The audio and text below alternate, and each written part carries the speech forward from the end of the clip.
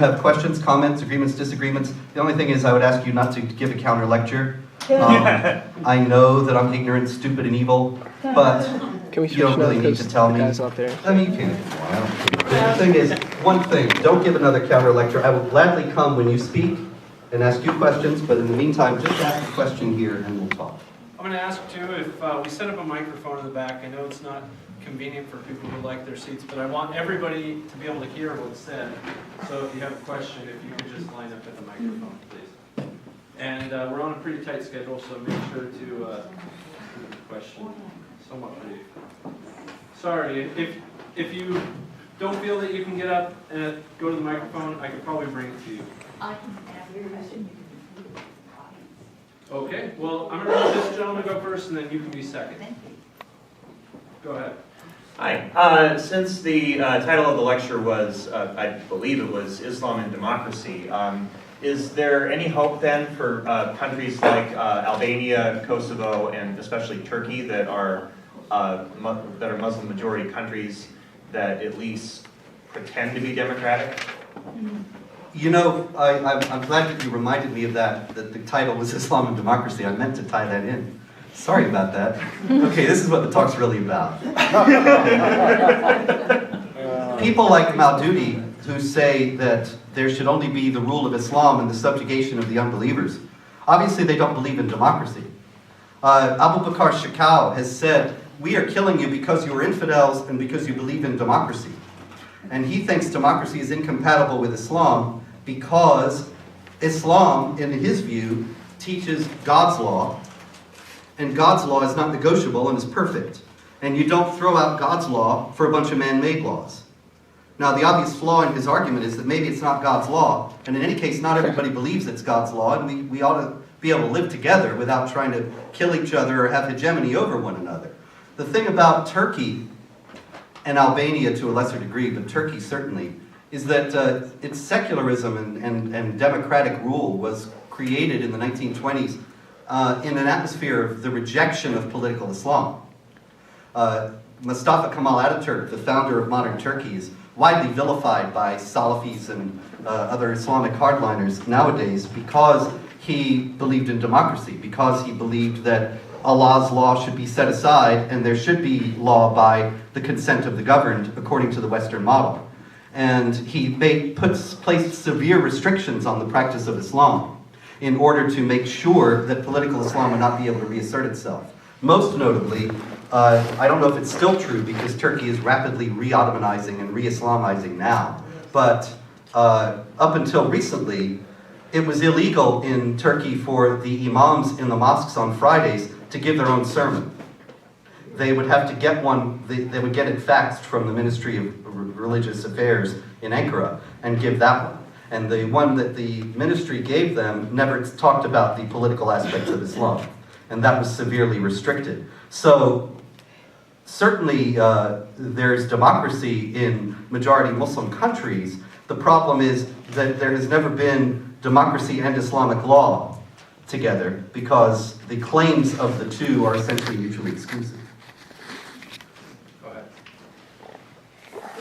Is the United States still allowing Muslim people to immigrate here? And also, I've read that imams are being sneaked across our southern border through Mexico into the U.S. to get them in here. Is the United States still allowing Muslims to immigrate? Certainly. As a matter of fact, whole Muslim communities are being plunked down en masse in American cities from hotspots like Somalia and now Syria, previously from Bosnia and Kosovo. And that has caused some friction, some trouble. There was, for example, in Portland, Maine, your sister city, there's a large Somali community, Somali Muslim community, and there were some 7th grade boys who were tried for hate crime because they left a ham sandwich on the Somalis' table. And it's just sort of this, you know, that's, I mean, I went through 7th grade, you know, didn't you? And it was terrible. And it was full of obnoxious people and doing obnoxious things. That's what you do when you're 12 or whatever. But in this kind of context, an overheated environment becomes a hate crime and becomes this big deal. But anyway, that's just one small aspect of much larger tensions that we're going to see more of.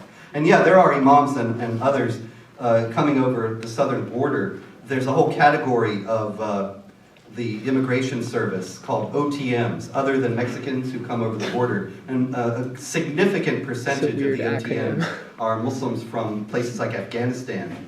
And you wonder, well, why would they be sneaking in unless they have some purpose that is perhaps not wholesome? Well, Yes, ma'am. Is there more backstory to Benghazi that the U.S. press has not gotten wind of that you're aware of and can share with us? I wish there were. I am not privy to any secrets. There's plenty that hasn't come out, however. But I trust that you do know that there were emails recently revealed that show conclusively that the highest levels in the White House knew that it was an al-Qaeda jihad attack right away and immediately lied and fastened upon this video. And Richard Nixon was impeached for far less, but Yes. times have changed. Yes, sir. Hi, my name is Ramin. How are you? Good, thank you. I am a practicing Muslim, and I also recognize that you said that you only wanted questions to be asked.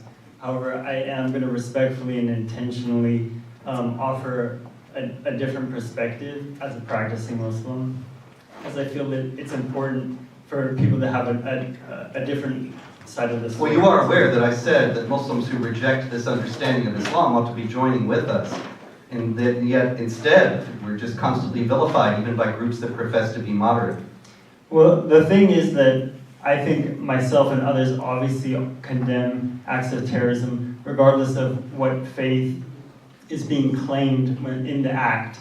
However, we also need to recognize that the vast majority of Muslims are not taking the interpretation of Al-Qaeda and Boko Haram.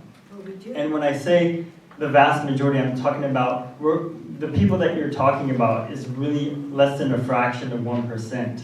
And I'm not going to sit here and refute every point. I could be here all night, so I don't want to do that. I don't want to take up everybody's time. Why don't you ask a question? However, please, if you do want to hear actually like a traditional perspective of Islam, I've written down the name of 21 scholars. We have a tradition where people have the authority to interpret is based on the scholars of the religion. And so this is part of the tradition. This is what Muslims believe.